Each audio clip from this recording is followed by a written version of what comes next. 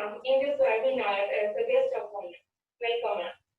Thank you very much. Am I audible? Yes, ma'am. Okay.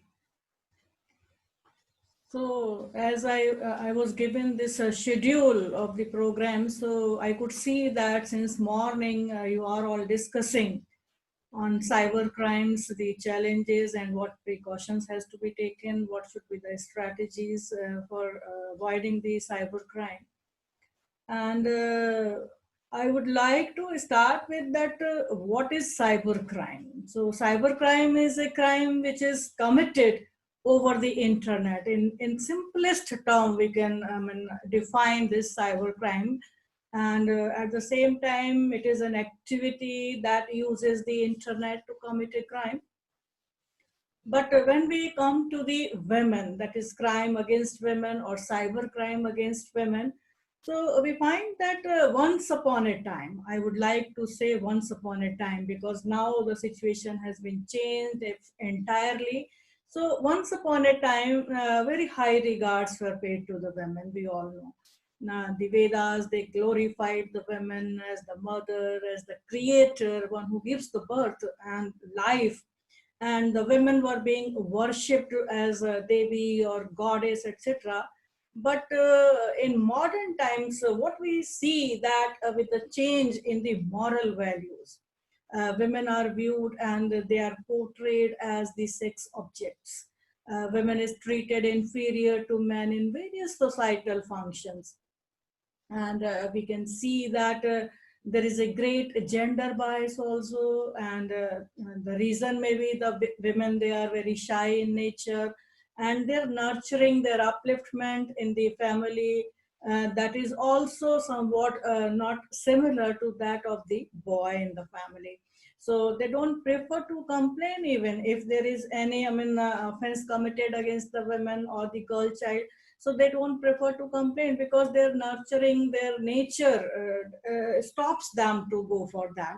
And at the same time, the men, they think that their wrongdoings towards the women, they cannot be penalized. So these are the few factors which we see that even with the technology, the crime against women is now increasing day by day.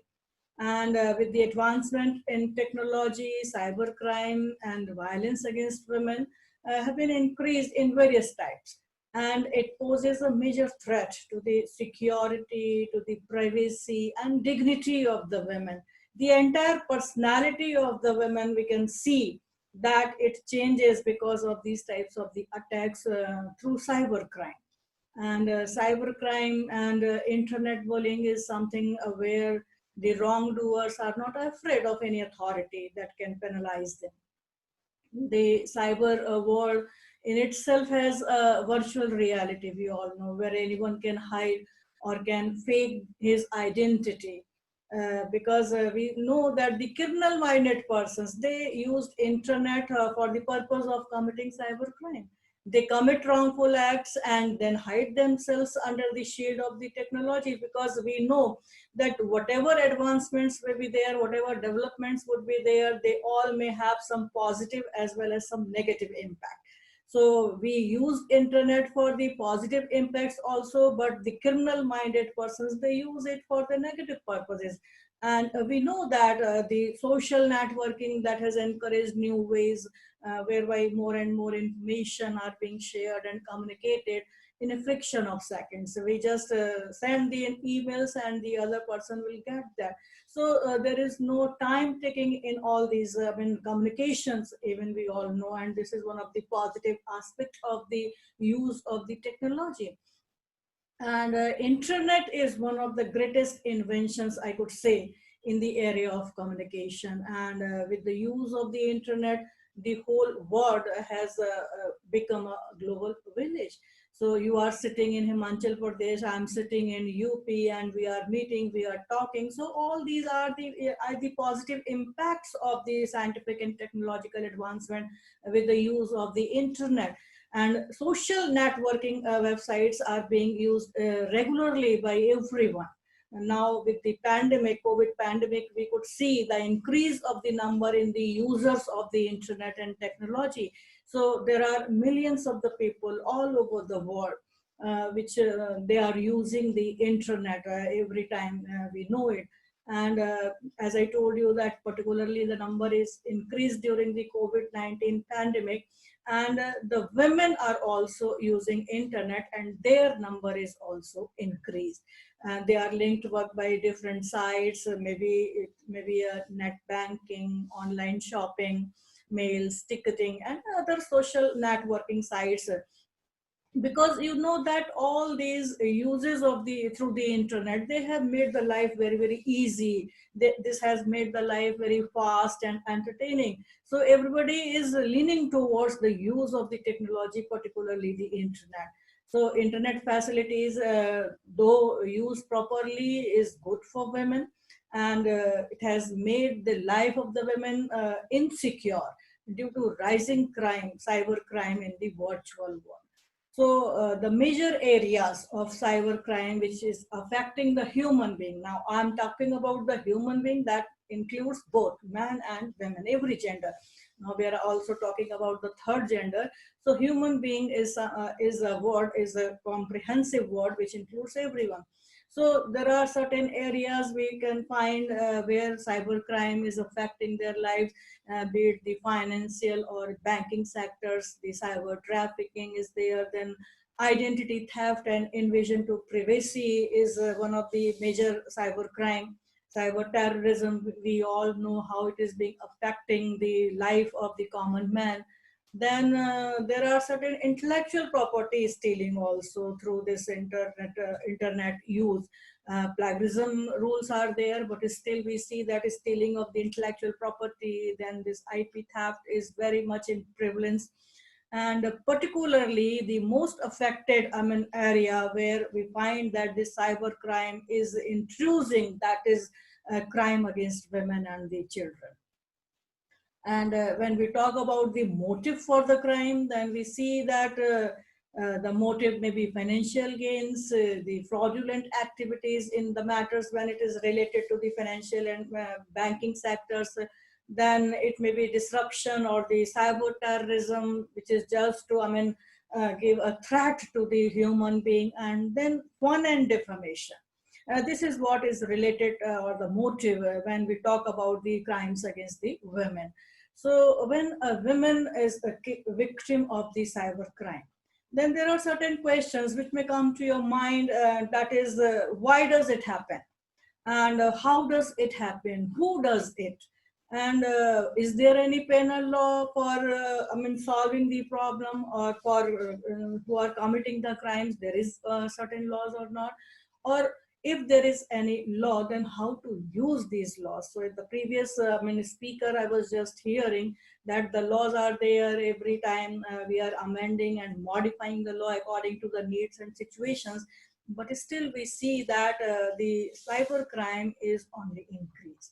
So the reasons for the cyber crime and the victimization are many.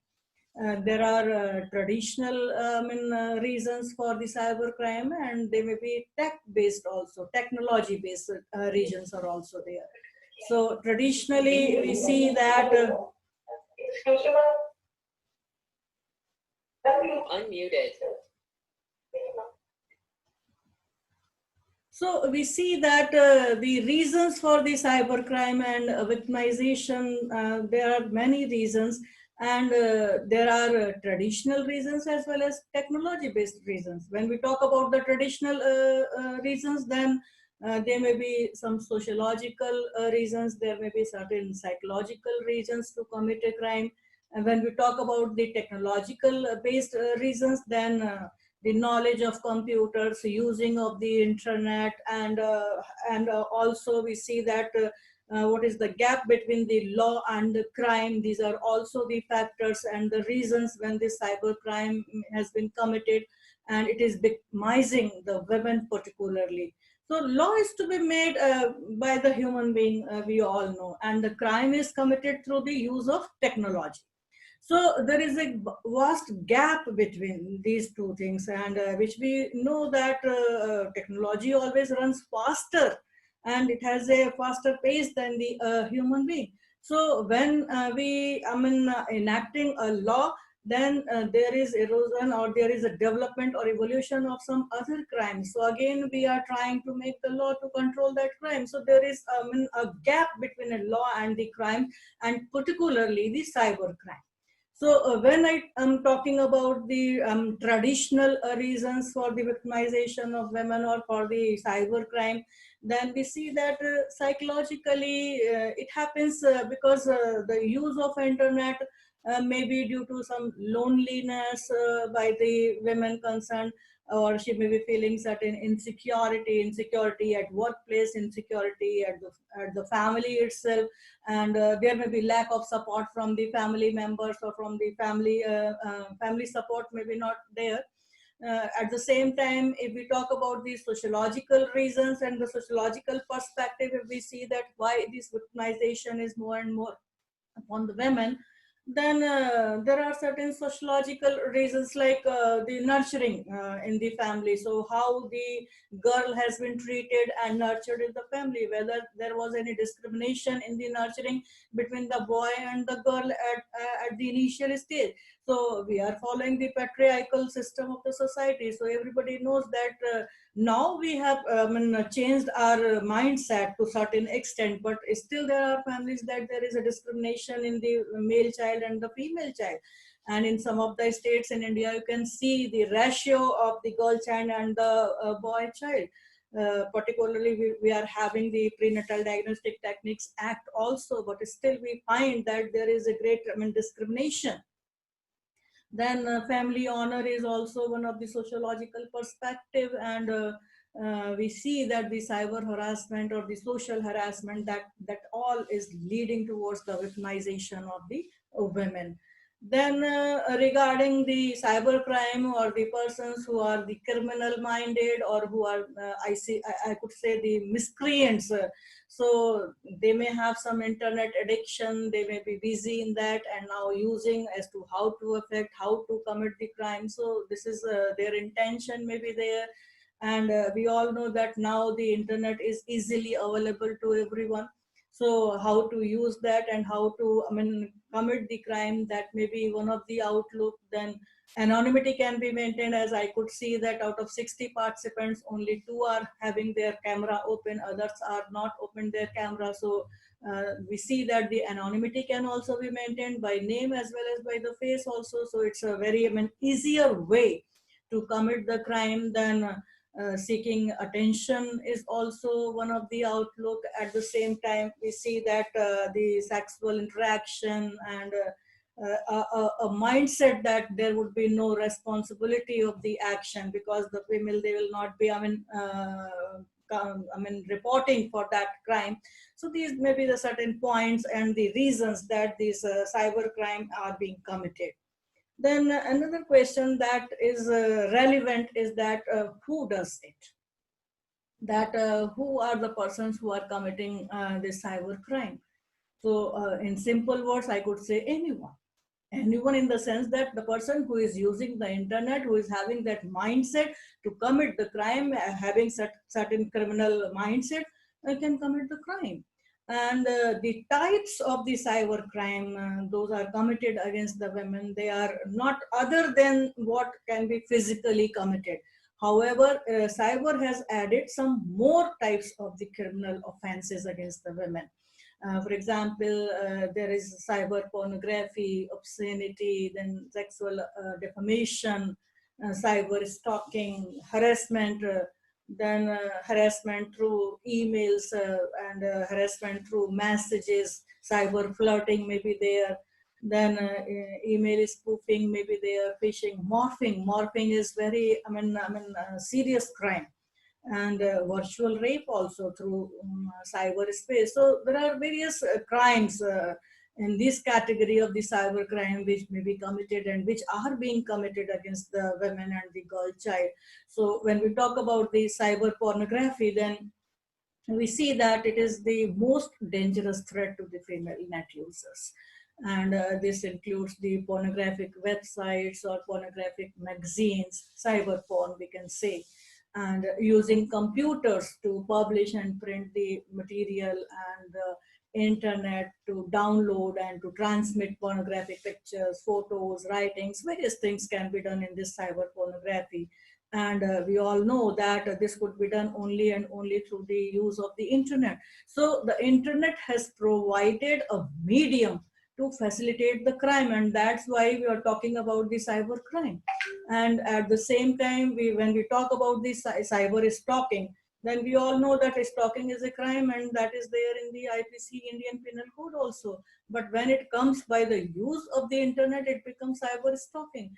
So in cyber stalking, the stalker accesses the victim's personal information, like her name, what is the family background of the women, her telephone number, what is her daily routine, and all these things that can be taken by the criminal. And by collecting all these informations, they post them on the websites with the name of the victim, with the name of the women. So there has been again another crime which is in the increase now against the women, and that is known as the sextortion. And we see that during COVID-19, when this lockdown was going on, so these criminals, they were caged criminals, or we can say they were confined in their homes.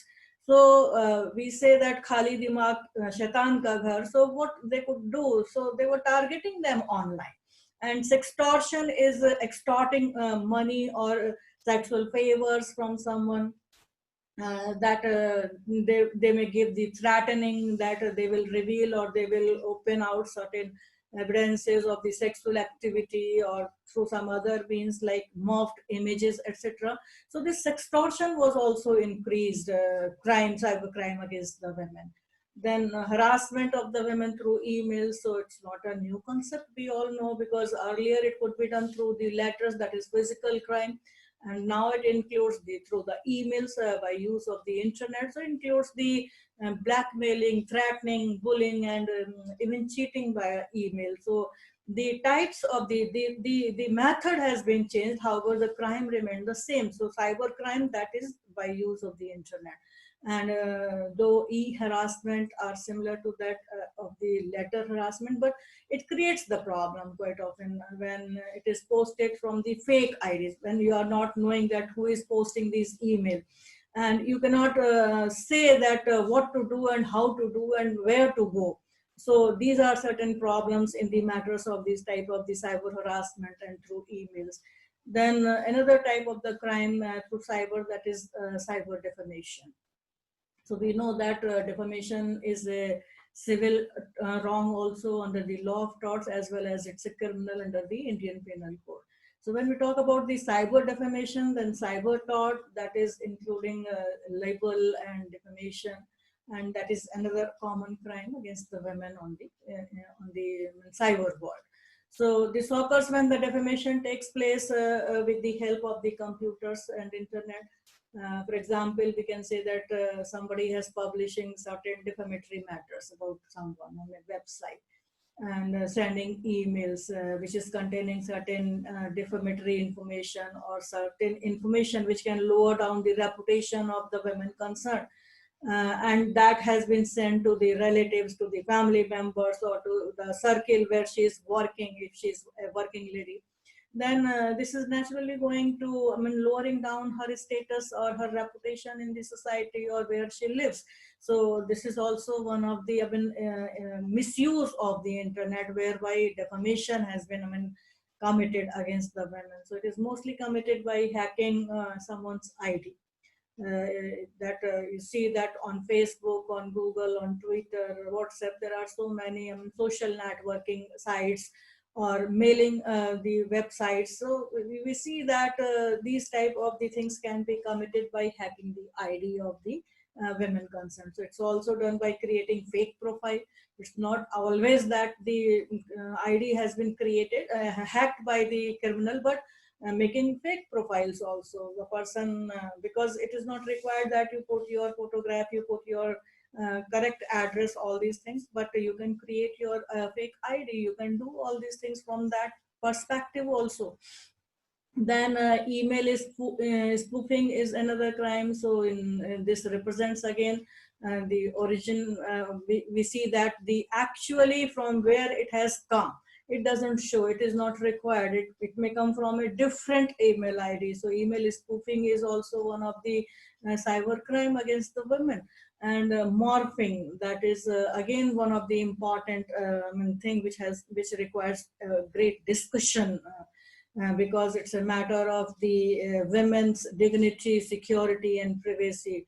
So morphing is something which is the editing of the original picture unauthorizedly, because the user who is using the picture through fake identity, and it is morphing the picture, it is using some other face on the face of the victim, and for the purpose that the women should be identified as a particular as a particular woman, in a various types of the things, like posting of the fake identity of that lady concerned, reposting them, uploading them on different websites, and creating fake profiles. So all these morphings are also there, and this editing of the pictures, profiles, etc.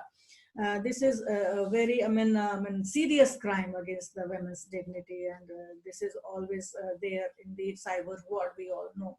So when we talk about all these crimes which are in existence against the women, against the girl child also, the question is that what to do and what precautions we need to take, so that we can save ourselves. We cannot be the victim of this cyber crime. So the very important thing is that we need to keep the evidence intact as digital footprints. We are talking about the fingerprints and the forensic labs and all these things. But for this cyber crime, these are the digital footprints, and we need to keep them intact as the evidence, so that if we want to report, if we are reporting, then the authorities, the agencies, the police investigation, they may be successful in reaching to the real criminal. So knowledge and doing, these are two different things. Though we have the knowledge that by doing this we can avoid any crime against us, but we do not follow that thing. We know that, but we are not doing that. So knowledge and doing is very important in this aspect, as a precautionary measure, because only knowledge is not sufficient, and we must do it. We need to do it for the purpose of saving ourselves, for the purpose of saving the being victimized by the cyber crime. So we should not delete the harmful communications if it comes through the emails or chats or logs and posts, etc. So we need to keep that intact as an evidence, and we should not edit them. We should not change that thing that is coming to us through these methods. Then we must keep the record of our contacts with the internet system and the administrators or law enforcement officials when we want to report these type of the crimes. So we see that when we find that we have been scammed or blocked, or the scammer and the email is there, then we should not delete them, but we have to make a record of that thing, so that it may be proved successful at the time of the investigation. And we see that we have to take another precaution, is that by using the social networking sites. So before sharing the information to the strangers, we need to verify in their particulars also.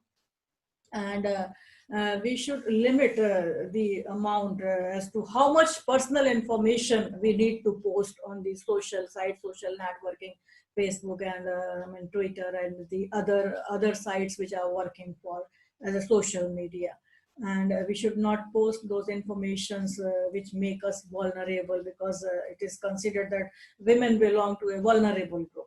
So these type of the things we should not disclose with everyone, and we should keep, we should track ourselves, that where we are going and what type of the informations we are posting on all these things. So if any one of us, being a woman, I could say like that, if any one of us is a victim of the cyber crime, then first of all, we should disconnect the computer from the internet immediately. So it may be either manually or unplugging by the cable, network cable. So all these things that would be important, and to seek the, I mean, advice from some trusted sources. There are various, I mean, providers, internet service providers, IT departments, then this ISP departments, etc. So we have to, I mean, report these things if we are, I mean, getting some victimization of the cyber crime. Then we have to be extremely cautious about the meetings online, the persons, because every time we are accepting the friendship offers in the Facebook. So until and unless we don't know that the person who is sending the request for the friendship, if we don't know, then we should not go for that.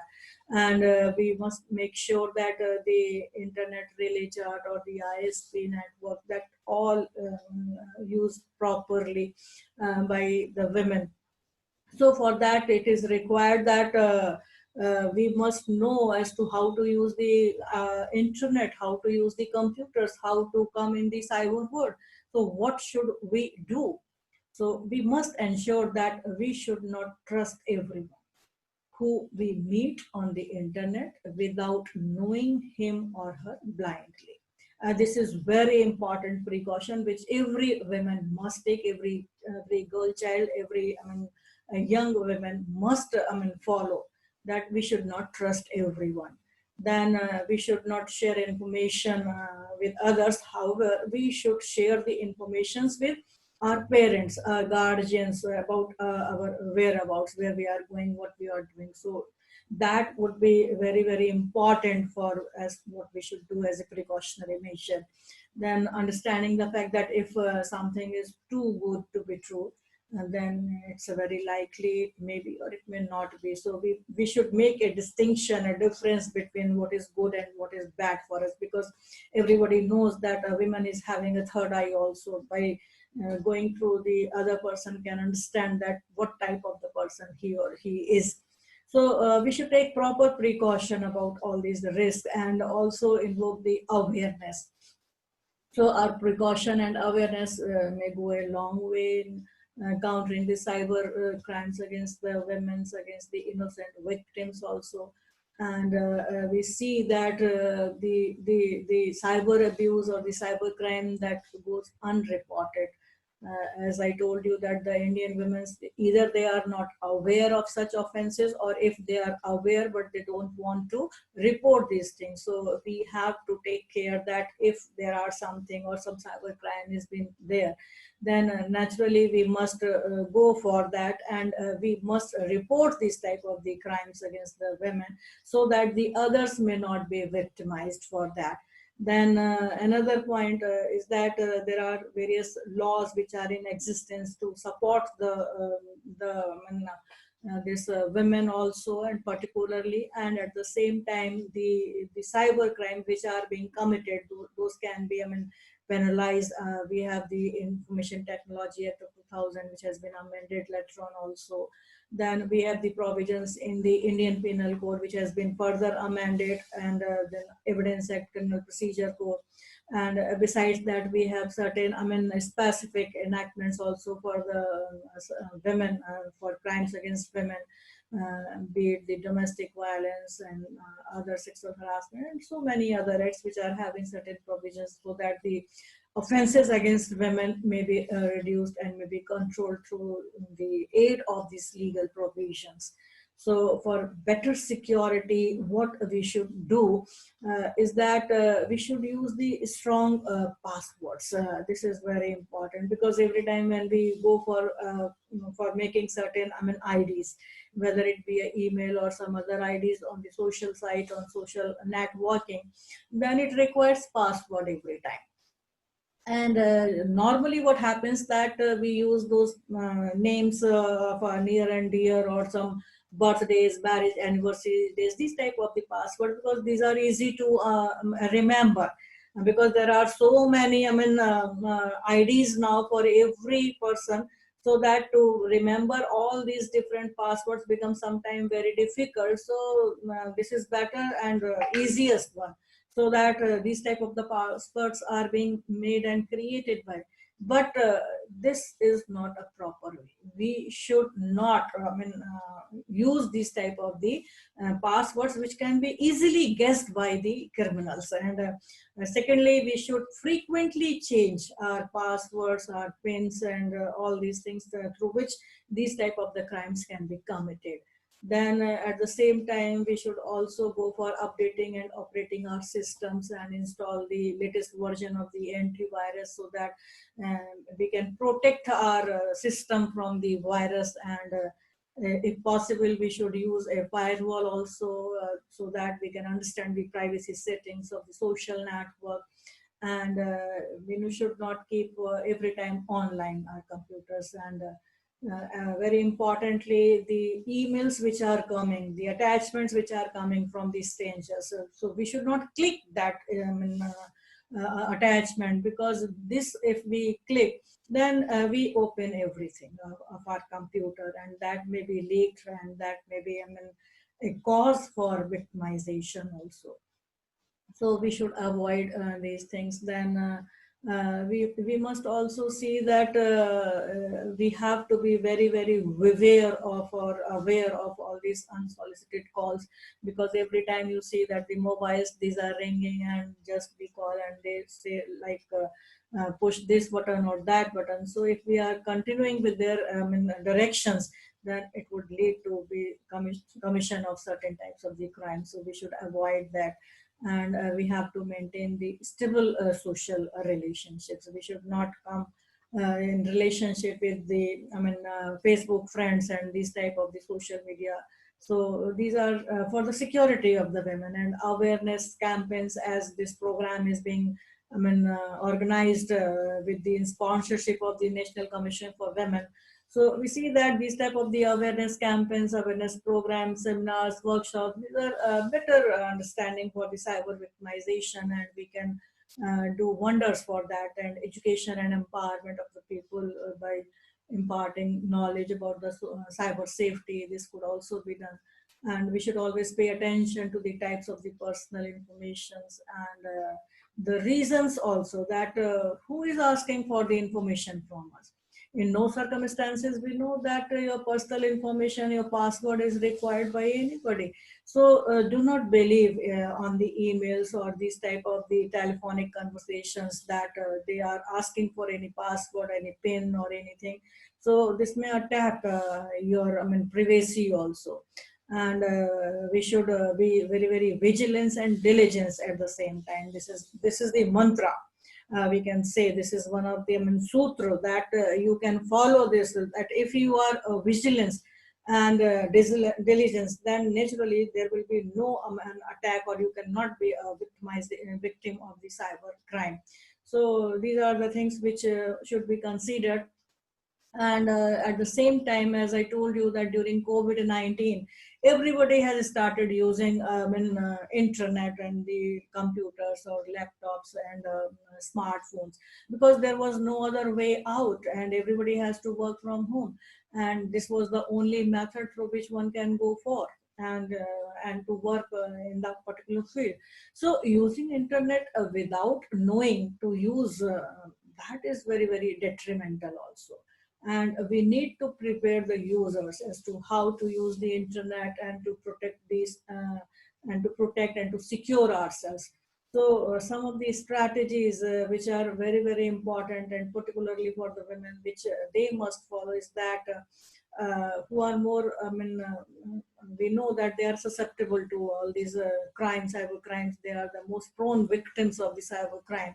So one thing which is important, do not share your personal information. This I am repeating again and again. So how much information we have to share, that we have to decide, and that should always maintain your privacy and your security, because WhatsApp, Twitter, Facebook, there are so many social sites. So we have to reduce sharing our photos, our information, and yeah, every information. I could see that on the Facebook that I'm here, I'm there, I have done this, I have done that. So these type of the informations, routine informations rather, I should say, that should not be posted and shared on the social site. So information, so a strategy to save ourselves is that no sharing of personal information. That is very, very important, and particularly with the strangers, because there are certain, I mean, system, in that system also you are sharing only with you, you are sharing with public, you are sharing with your friends. So keep these things online, that where you want to share, with whom you want to share, should not be a public information. So public information should be avoided. And then we see that we should not allow these strangers to be in our friend list. If we don't know, then we should not accept their request for the friendship. This is also very important, because these are the areas where from the cyber crimes are happening against the women. And if it happens, then immediately we should report to the cyber cell or to the police to ask for the immediate action. And as we know that there is no dearth of laws and statutes in our country, there are many laws, and particularly IT Act and the related amendments in the existing laws, criminal laws particularly, that can tackle such issues of cyber crime against women. But if we say that whether law alone can, I mean, solve the problem, no, it is not possible, because the laws are in existence for the years together. We have IPC of 1860, and now we are running in 2020. If the law has to control everything, then there would be no crime. So it is we have to take care. We have to strategize the thing. We have to take the precautions, and for that we see that a need is there always for the changing of the attitude of the society. We see that every time we say it, that we have to change the mindset or the attitude of the persons in the society. So we have to consider that, because every time women should not be considered as a commodity. Because if we talk about the supreme law of the land, that is the Constitution of India, then again you see the fundamental duty of every citizen is just to renounce practices derogatory against the women. It is 51 clause A, E, and it speaks like that. So to consider women as a commodity, that is not fair. And that too, when we have a fundamental duty in the Constitution of India. So we have to work on that aspect also through these types of the seminars and symposia and all these things. And as I was aware that this seminar is being sponsored by the National Commission for Women. So you see that the scheme of cybercrime prevention against women and children, and that has been formulated by the Ministry of Home Affairs very recently. And this proposed scheme of the Ministry of Home Affairs has been examined by the National Commission for Women also, and the commission has put certain inputs in that also regarding online women specific crime reporting unit that has to be monitored properly, and monitoring unit of the cyber crimes. Then there must be a national forensic laboratory along with the capacity building programs, and under that Domestic Violence Act, which is of 2005. So those protection officers who are appointed under that act, so they are to be included in this capacity building program, so that the women can be, I mean, can live a life full of dignity, full of security, full of privacy, because we all know that these are the fundamental rights in the Constitution of India also. And besides all, we cannot ignore that internet has been declared as a fundamental right also. So we should take the precautions, because if we say that the other person, they should not be allowed to use the internet, then it is their fundamental right.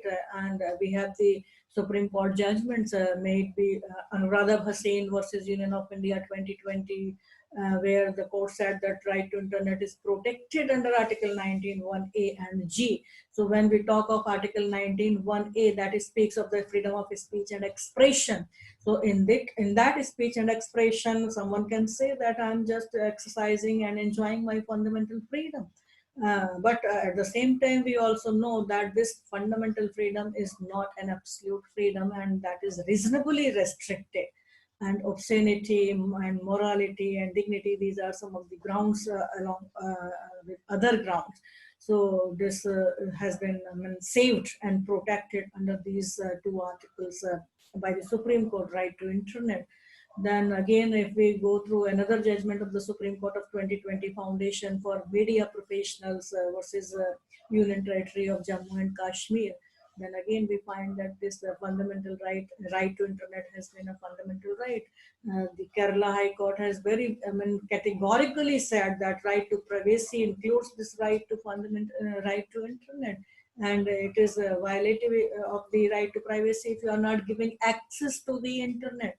So these type of the judgments are also there. Then if we go for some of the writings, then we see that there was one article published by Abhishek Singhvi and Jaiveer Shergill in the newspaper Hindu. It was somewhere in August 2020, titled that Democracy Need an Internet Ombudsman. So when we talk of the democracy and the Internet Ombudsman, so that Internet Ombudsman can be an effective antidote to unregulated technological disruptions, and education and awareness can reduce the violence. So learn how to use. So the only thing and the strategy and the precaution is that how to use the modern technological digital electronic devices, so that we can have a good society, a more better society to live in. And with these words, I would like to thank the organizers, particularly Dr. Anupama, who was in contact with me for this program. Thank you very much.